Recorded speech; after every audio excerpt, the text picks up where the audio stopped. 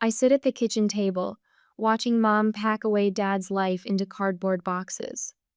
Her hands move with practiced efficiency, wrapping each frame in tissue paper before placing it in the box labeled storage.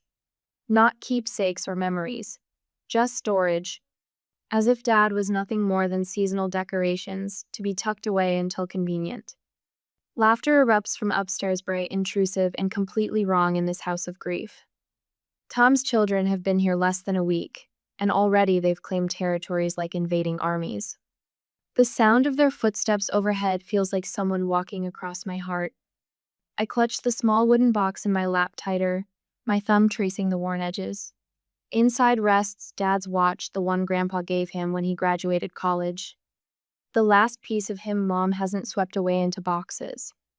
The hospice people said this helps with closure. Mom says without looking at me, her voice flat as she wraps another frame, removing the visual reminders. What about me? I want to scream. I'm the visual reminder. Every time she looks at me, she sees him. The stairs creak and Mom straightens, her face transforming. The grief lines smooth away, replaced by something bright and artificial, a smile she never wore for Dad. Tom appears in the doorway, his arms sliding around Mom's waist like he's marking territory. His eyes barely register my presence before focusing completely on her. Honey, we need to talk about your room situation, Mom says, turning toward me. The wooden box grows heavy in my hands. My room situation? Tom clears his throat. Chloe needs a proper bedroom, not that guest room. It's too small for a teenage girl. Mom nods, her fingers intertwining with his. We've been thinking the room by the garage would work better for you, Emily. It's cozy, and you'd have more privacy. The room by the garage. The glorified storage closet Dad converted into an office when the garage flooded 3 years ago. No windows. Half the size of my current room. You want me to move out of my bedroom? The question sounds small and pathetic, even to my own ears. It's not just your house anymore, Emily, Tom says with the patient tone adults reserve for difficult children. We're a family now. 4 months. Dad has been dead 4 months, and already I'm being relocated like furniture that doesn't match the new decor. Rain drummed against black umbrellas that day. Water soaked into the fresh dirt covering Dad's casket, turning the ground into mud that clung to my shoes. I stood there long after everyone left, watching the rain create tiny rivers in the soil. Later, in Mr. Abernathy's office, the family lawyer explained Dad's careful planning with gentle precision. Daniel was very thorough, he said, sliding papers across his desk. 3 properties, investments, insurance policies. Your father wanted to make sure you were always taken care of, Emily. I remember looking up at Mom and seeing something flicker across her fascia, brief tightening around her eyes, a slight downturn of her mouth. Not grief, something harder, colder. The signs appeared slowly after that. Dad's books disappearing from shelves. His workshop in the basement dismantled over a weekend. Then Tom's kids arrived, claiming the best spots on the couch, the newest gaming system, the largest slice of pie. At dinner, they talk over me, around me, but never to me. I've become a ghost in my own home, watching my place settings move farther down the table each night. Yesterday, I found trust paperwork in Mom's drawer while looking for stamps. The pages were covered in yellow highlighter, with notes and handwriting that wasn't Mom's scrawled in the margins. A soft knock pulls me from the memory. I look up to see Chloe standing in my doorway, measuring tape in hand, not even bothering to wait for the official relocation notice. Mom said I could paint it lavender, she says, stretching the tape across my wall. Where are you moving your stuff? The tears come silently, sliding down my cheeks as she measures my bookshelf, cataloging the space as if I've already vacated it. Later, Tom insists on a family photo for his mother. I stand at the edge, my body half in frame, half out. In the final picture, you can barely see just the edge of my shoulder, a sliver of face. My bedroom will be painted over. My place at the table moved. My existence cropped out. Have you ever felt like you were being erased from your own life? Like someone was using correction fluid on your story? blotting out the parts that didn't fit their new narrative. I look down at the wooden box in my hands. Inside, Dad's watch ticks steadily, the only proof that time is still moving forward, even as everything around me slides backwards. They think I'll just move to that tiny room, except being pushed to the margins of this new family portrait. But Dad made sure I'd be taken care of, and they have no idea what that really means. My books lie scattered across the garage room floor like battlefield casualties. Someone Mom or Tom or even Chloe had simply dumped the boxes and left. My childhood bookshelf, the one Dad built when I was 7, stands empty in the corner of my old bedroom. I know this because I watched Chloe's Instagram story this morning. Her spinning in what used to be my space, the lavender walls already dry. "We moved your things while you were at school," Mom says from the doorway. She doesn't apologize, doesn't ask if I need help organizing. Just stands there in her new cream sweater, the one Tom bought her last week. We need to do what's best for everyone now. I pick up my dog-eared copy of To Kill a Mockingbird from the concrete floor. The page corners are bent, the cover scuffed. "It's cozier in here anyway, kiddo." Tom appears behind Mom, his hand finding her waist with practiced ease. More privacy. Privacy. Right. The concrete box with no windows and a door that doesn't lock properly. The musty smell of old flood damage that never quite dried. The single bulb hanging from the ceiling that buzzes like an angry wasp. I say nothing. What would be the point? Later, I hear Chloe on the phone through the thin walls. "I know, it's perfect. Mom said I can put in string lights next weekend." A pause. "No, she just took it. Didn't even argue." That night, I find a box marked Donate sitting by the front door. Dad's journals peek out from beneath old sweaters. I recognize the brown leather binding, immediately 12 volumes of his thoughts. Sketches of building projects, quotes he loved. Mom used to tease him about writing everything down. "Your father and his journals," she'd say, but her voice held affection then. I pull them from the box, clutching them to my chest. "What are you doing?" Mom stands at the bottom of the stairs, arms crossed. "These are Dad's journals." "Emily, put those back. We're clearing space." "You can't donate these. You're living in the past." Her voice hardens. "Daniel is gone.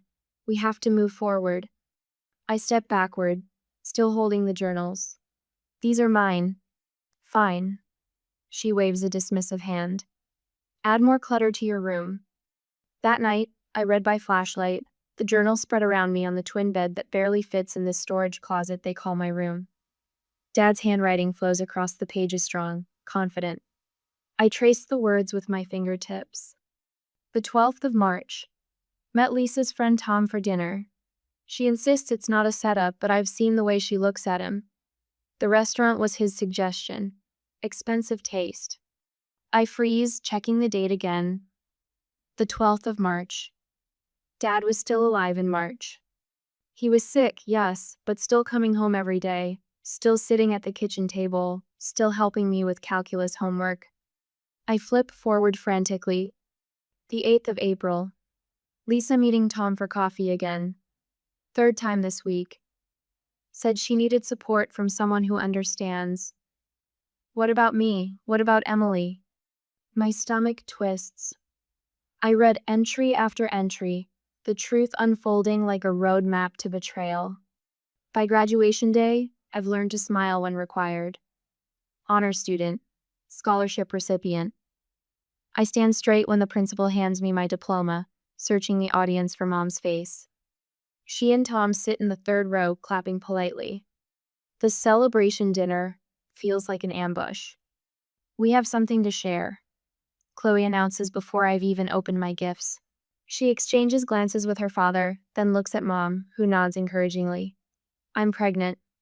Mom clasps her hands together. Isn't it wonderful? We'll need to make some changes around here.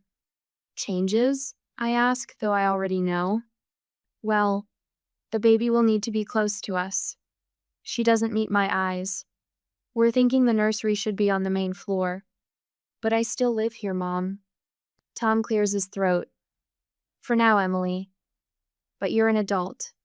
You'll want your own place soon. The phone rings the next morning. Grandma Margaret's voice sounds stronger than it has in months. Emily, your grandfather and I are worried.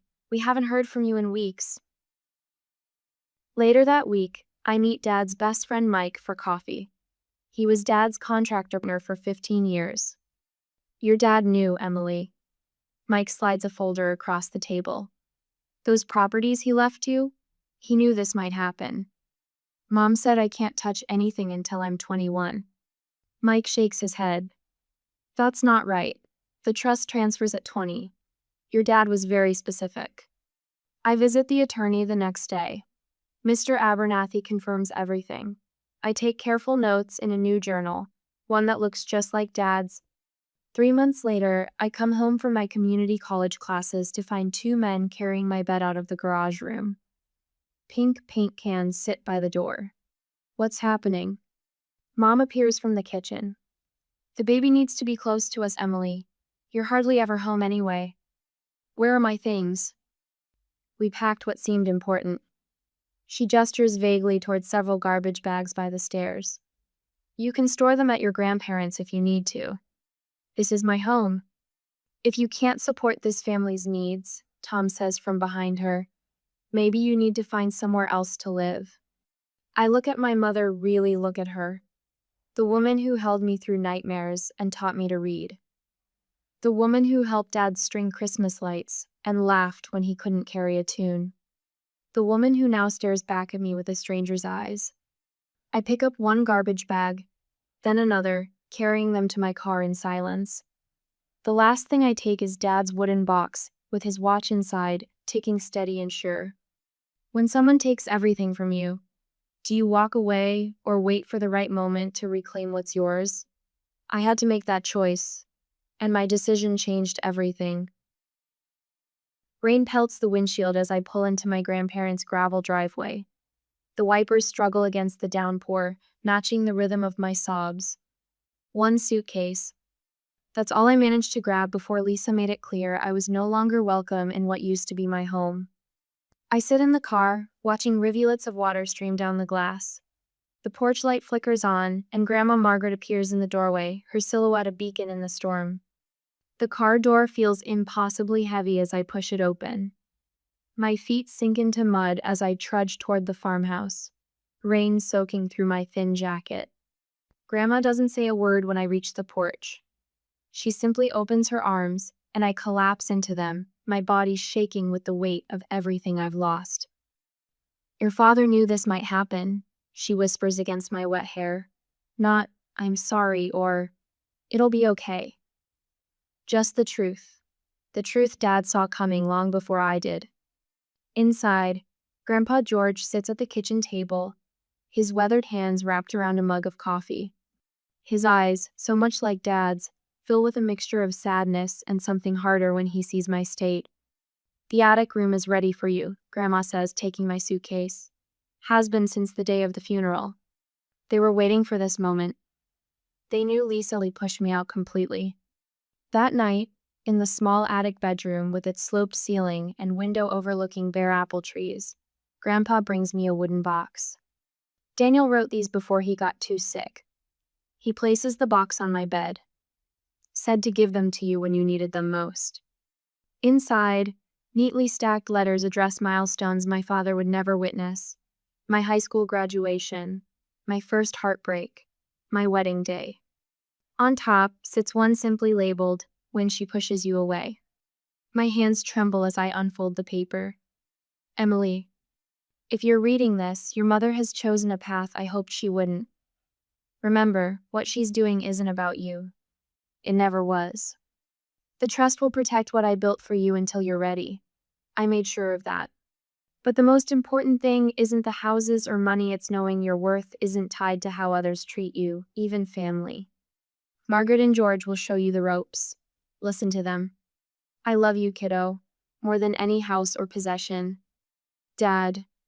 I sleep with the letter under my pillow that night, Dad's words a shield against the nightmares that follow me into sleep. The nightmares come anyway. I'm standing in front of our house. while invisible hands dismantle it brick by brick. I try to stop, but my feet won't move.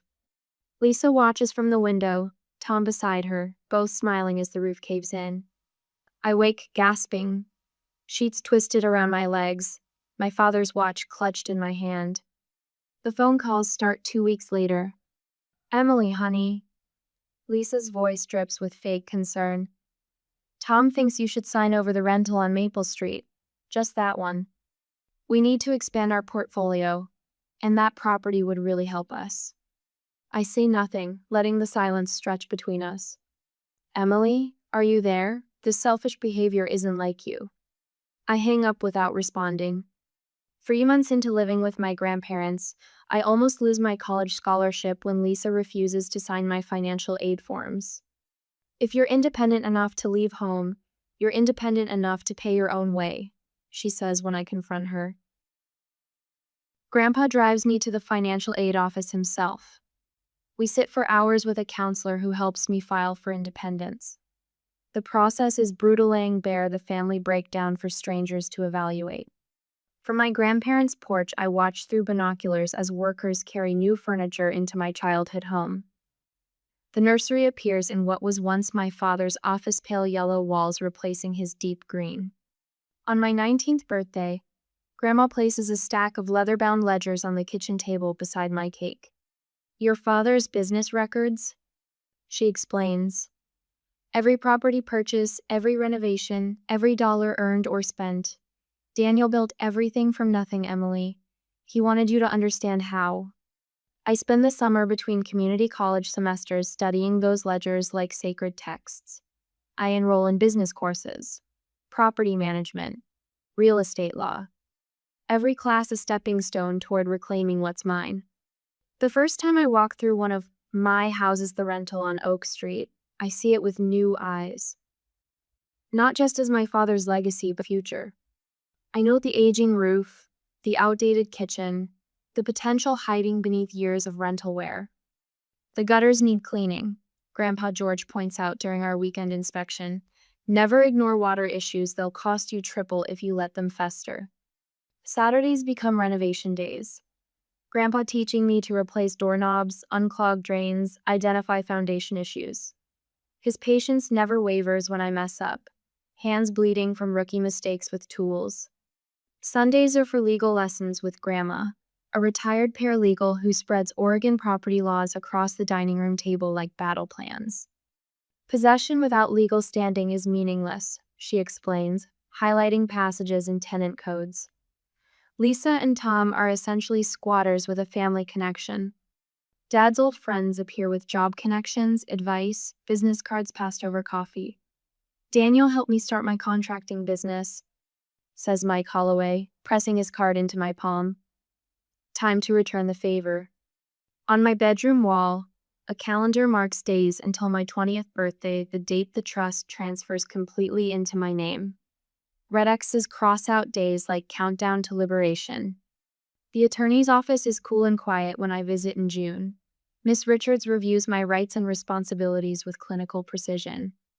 "You'll have full control of all 3 properties," she explains, "including the right to determine occupancy." I create spreadsheets of fair market rent for Portland suburbs. Research eviction procedures.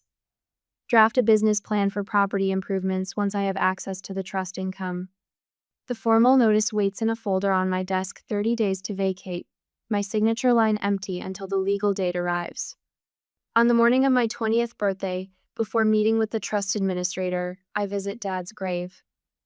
The August sun warms the granite headstone as I trace his name with my fingers. "You made sure I would be okay, Dad. Now I'm going to make you proud."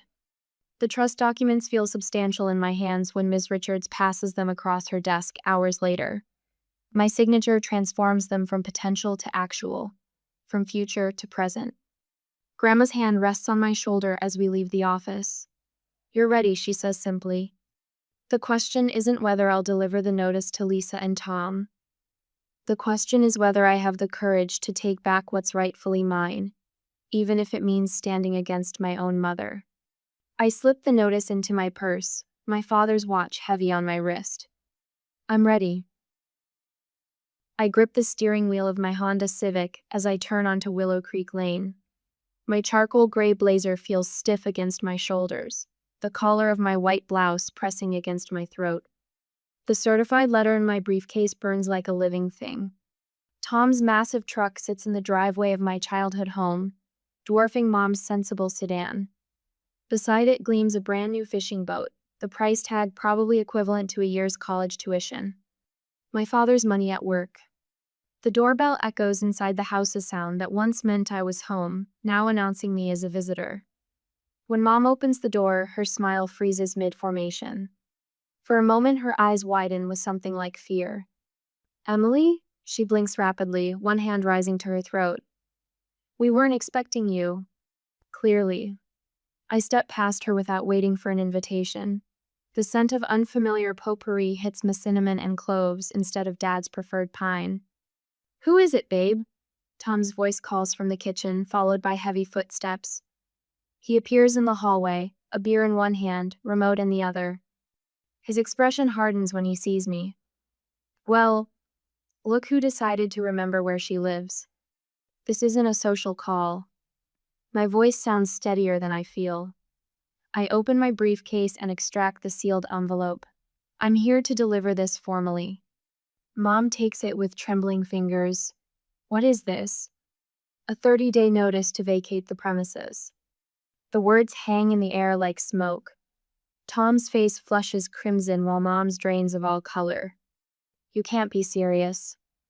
She tears open the envelope, eyes darting across the legal language. A baby cries upstairs. Mom's eyes dart toward the sound, panic replacing shock. "You can't just throw us out. The baby's only 6 months old." Tom steps forward, drawing himself up to his full height. "This is our home now. You can't just take it." "Actually, I can." The trust was very specific. I keep my voice level, the way my attorney coached me. "The property transferred to me on my 20th birthday. I've allowed you to stay rent-free for 3 months already." Footsteps thunder down the stairs as Chloe appears, balancing the baby on one hip. Her hair is pulled into a messy bun, dark circles under her eyes. "What's happening?" "Your stepsister is evicting us," Tom spits out. Chloe's mouth drops open. "Where are we supposed to go?" I adjust the strap of my briefcase, careful not to let my hands shake. "You have 30 days to find a new place. I've been very generous." "Generous?" Mom's voice breaks. "You call this generous? After everything we've done for you?" The laugh escapes before I can stop it, sharp and bitter. "What exactly have you done for me, Mom? Pushed me into a closet? Erased Dad's existence? Made me homeless at 18? That's not fair. Neither was what you did to me." I turn to leave, my heart hammering against my ribs. Mom rushes to the phone, frantically dialing as I walk out. By the time I reach my car, the calls have already begun, my phone lighting up with texts from relatives. "How could you do this to your mother? Your father would be ashamed of you. I never thought you'd be so heartless." I sit in my car, forehead pressed against the steering wheel, doubt creeping in like cold water. Would Dad be ashamed? Am I doing the right thing? 30 days pass in a blur of angry calls and tear-filled voicemails. Mom and Tom leave for a weekend in Arizona, ignoring the deadline completely. Their final act of defiance. When the 30-day mark arrives, I return with Grandpa George and a locksmith. The neighbors watch from their porches as we present our documentation to the confused police officer who responds to their calls. "Ma'am, everything appears to be in order," he tells Mrs. Patterson from next door. "Miss Harper is the legal owner of this property." I walk through the empty rooms after the moving company loads Tom and Lisa's belongings into storage.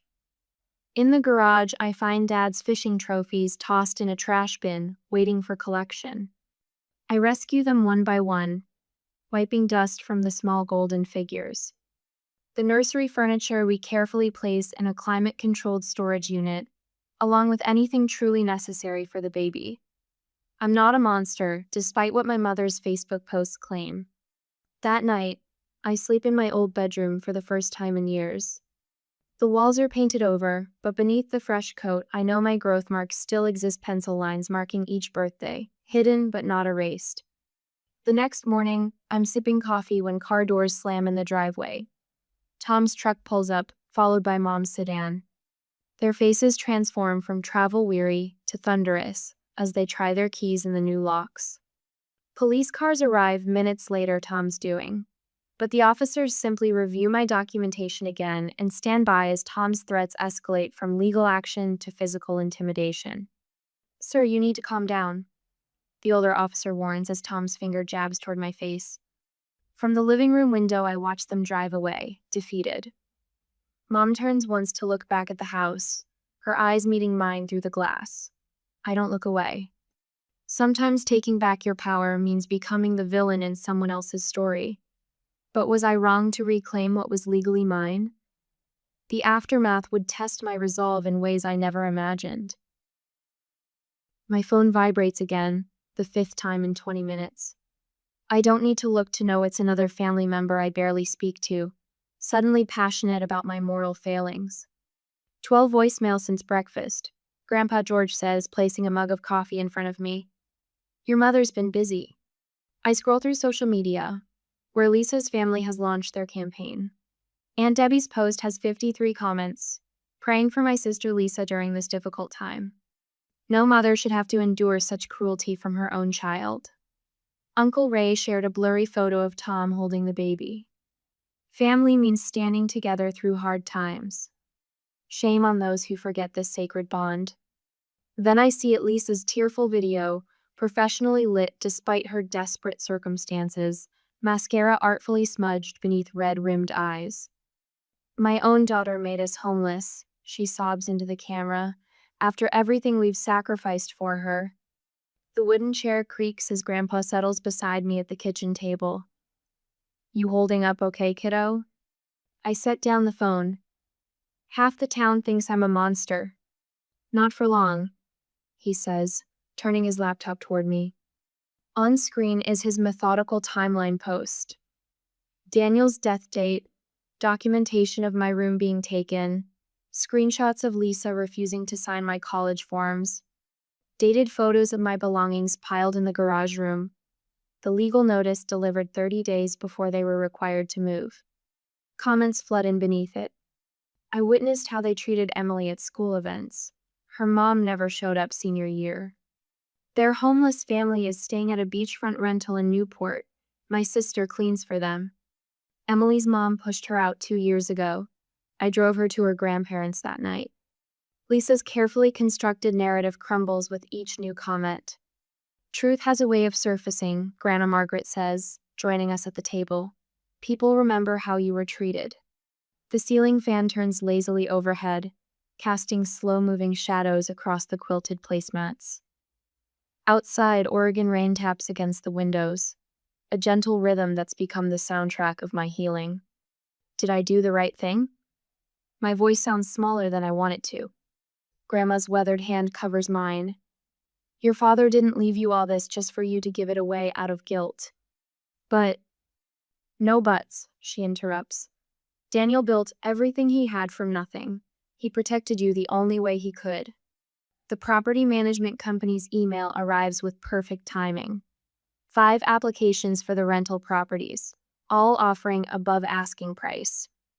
The monthly income would cover my tuition and living expenses completely. Dad made sure I would never have to depend on someone who'd already proven untrustworthy. That night, I changed my phone number. The next morning, I watched the renovation team arrive at my childhood home. They tear out the walls where Tom hung photos of his fishing trips, strip the pink paint from my old bedroom, remove the carpet where my father once carried me on his shoulders. Grief and relief tangle together as I watch them work. Some wounds can't heal while you're still bleeding. A certified letter arrives a week later. Lisa's attorney demands family heirlooms she claims belong to her. I recognize the manipulazione legal foot in the door, a reason to pull me back into their orbit. I send back only what truly belonged to her: her grandmother's serving platter, photo albums from before she met Dad, her college yearbooks. Nothing more. The boundary stands. 3 days later, she appears at Grandpa's doorstep. Gone is the polished, grieving mother from the video. Her hair hangs limp, her eyes hollow with defeat. "I just want to talk," she says when I answer. "I made mistakes." I step onto the porch, closing the door behind me. Lisa has rewritten our story so many times that I hardly recognize the original plot. This feels like another revision. "You didn't make mistakes," I say. "You made choices." "Emily, please." Her voice breaks. "You're still my daughter." The words I've held back for years rise to the surface. "You chose them over me long before I chose myself over you." Her face crumples, the carefully constructed mask slipping away. For the first time, I see actual remorse in her eyes. "I never thought you'd actually leave," she whispers. "That's because you never really saw me at all." Wind rustles through the oak trees that line Grandpa's driveway. A car passes on the distant road. Life continuing around us, indifferent to our small human drama. "Can we start over?" she asks, reaching for my hand. I step back. "No." Her tears come then, real ones this time. "I'm sorry, Emily, I truly am." "I believe you," I say, and the strange thing is, I do. But some things can't be fixed with an apology. She nods slowly, something like understanding passing between us. No dramatic reconciliation, no promises of holiday dinners and birthday cards. Just quiet updates of what we've become to each other. I watch her walk back to her car, her shoulders curved forward like she's fighting against a strong wind. Then I close the door, turn the lock, and return to the family that never asked me to make myself smaller. When family betrays your trust, can those wounds ever truly heal? Or does healing sometimes mean walking away? Some bridges can't be rebuilt, and some shouldn't be. Morning light streams through my Seattle apartment windows, casting golden rectangles across the hardwood floor. I sit cross-legged on my desk chair, surrounded by textbooks and the steady rhythm of rain against glass. 3 years since I stood my ground. 3 years of building something new. The property management report sits open on my laptop. 3 houses, 12 tenants, steady income. Numbers my father would understand. Numbers that built this life. His watch catches the light from its glass case on my desk. I touch the case gently, a ritual I perform each morning before classes. "Still ticking, Dad," I whisper. On my wall hangs a photo from college orientation. Grandma Margaret stands tall despite her arthritis, Grandpa George beaming beside her. Their hands rest protectively on my shoulders. The family that chose to stay. I flip through my therapy journal, pages filled with neat handwriting that gradually becomes stronger, less hesitant. Early entries shake with doubt. Was I wrong to take back what was mine? Should I have compromised? Later ones stand firm. I deserve to protect what Dad built for me. Setting boundaries isn't selfish. My phone buzzes. A text from Rachel inviting me to dinner with our study group. Friends who know me only as Emily the business major, the quiet girl with surprising insight during case studies. Not Emily the displaced daughter. Not Emily who once slept in a glorified closet while strangers claimed her home. Professor Wilson returned our business proposals yesterday, mine marked with a bright A and a note. "Excellent expansion strategy. Your father would be proud." He doesn't know about Dad, but somehow the words feel true anyway. A small award certificate leans against my bookshelf recognition for the renovation project I supervised on the Portland property last summer. The tenants sent photos of their children playing in the backyard I once thought I'd never see again. The family newsletter Aunt Linda still sends contains news I read selectively. Mom and Tom separated last spring. No surprise there. Some relationships built on betrayal eventually face their own. Yesterday, an unexpected email appeared in my inbox. Chloe, now a mother herself, writing, "I didn't understand then what we took from you. I'm sorry. 3 years too late, but still. Growth happens at different rates for different people. I've responded to some family members, maintained distance from others. Uncle Dave, who stood by me, gets Christmas cards. Cousin Jen, who called me heartless, doesn't. I've learned the freedom of selective forgiveness given freely, but only where earned. Last week, I visited the old house. Stood on the sidewalk watching the Henderson family move in.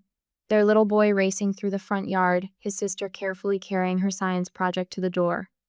Mrs. Henderson waved from the porch, thanking me again for approving their application. I walked up the familiar steps, touched the doorframe where Dad once marked my height with pencil marks. The Hendersons preserved it, understanding some histories deserve respect. Walking away, I didn't look back. The weight I'd carried lifted years ago. In my campus office, a corner desk in the business building, I framed the trust papers, not as a reminder of pain, but of protection. Dad's signature at the bottom, the legal language that sheltered me when I had nothing else. My own business cards sit in a holder beside them. Harper Property Management. Small but growing, adding a duplex next spring if projections hold. Yesterday, I visited Dad's grave, placed fresh flowers against the headstone, and sat on the grass beside him. "You protected me even when you couldn't be here," I told him, my voice steady in the cemetery quiet. The confused, frightened girl I once was feels like someone I knew long ago, a character in a story I've outgrown. I pressed my palm against the cool stone. "I protected what you built for me." The wind stirred the oak trees overhead, scattering light through leaves. Dad always said you judge a life by what remains when you're gone. What remains of his life is me standing tall, moving forward, building something lasting. The greatest inheritance wasn't the houses or the money. It was learning how to stand my ground.